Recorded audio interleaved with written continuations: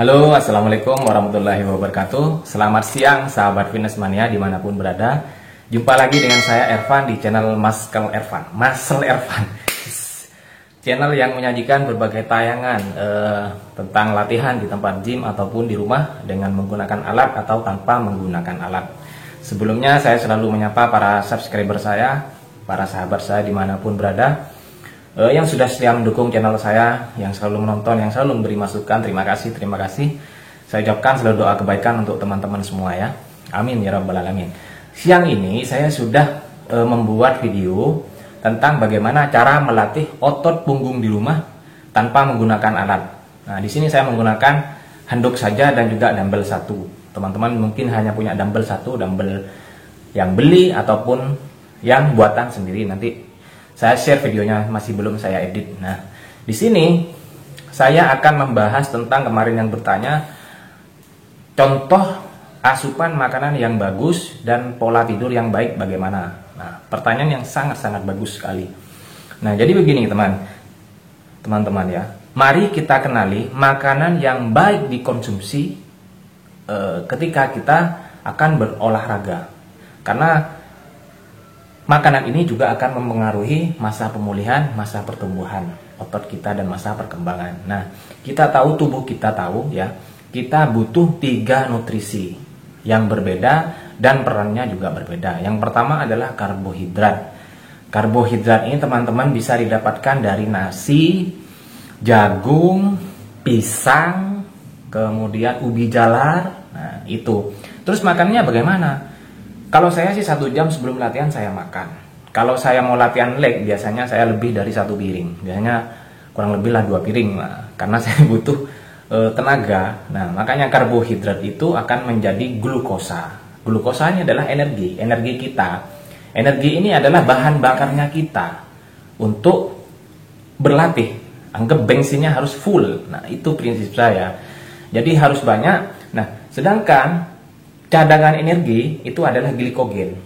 Makanya tergantung dari durasi dan waktu latihan teman-teman ya yang digunakan. Kalau saya sih sebisa mungkin saya habiskan semua. Sebisa mungkin saya tidak jadikan glikogen, tidak saya jadikan cadangan energi, saya habiskan terutama pada waktu latihan kaki di tempat gym. Karena latihan kaki ini adalah latihan yang paling cukup berat ya menurut saya. Tidak tahu teman-teman yang lain. Nah, itu yang karbohidrat. Kemudian yang nomor 2 adalah protein. Nah, protein ini fungsinya, perannya, yang pertama adalah untuk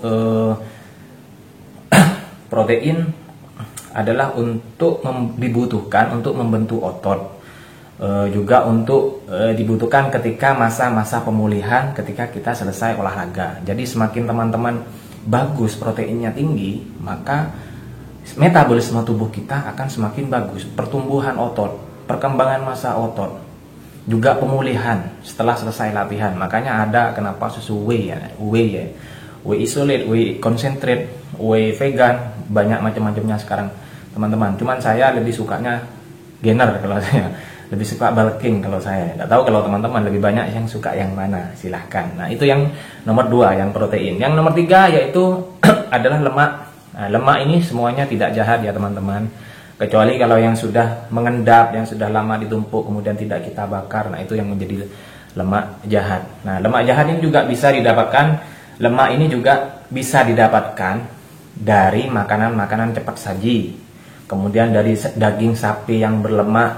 Nah, itu makanya teman-teman usahakan ketika makan yang berlemak ya, kurangilah, terutama yang untuk dietnya itu, defisit kalorinya itu juga kurangi, gorengan juga kurangi, perbanyak. Misalkan kalau tahu dikukus, tempe langsung dimakan atau dibakar tidak masalah, dicampur madu, saya biasanya seperti itu.